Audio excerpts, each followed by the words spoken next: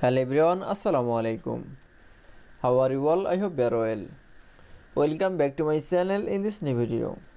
Today's video, how to change the border color in a table in Microsoft Publisher. So let's started. At first open your Publisher document. In this video, I will show change the border color in a table.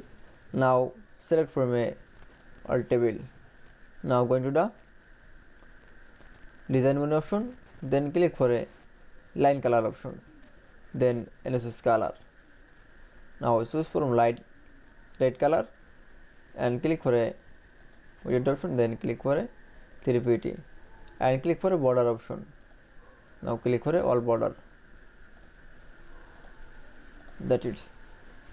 Then we can say again select from all table. Now going to the line color option, then click for a now NSS color and click for border option, then click for all border. That it's.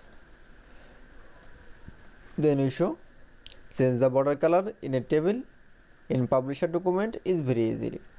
I hope to enjoy the video. Please like, comment, share and subscribe my channel. Thanks for watching.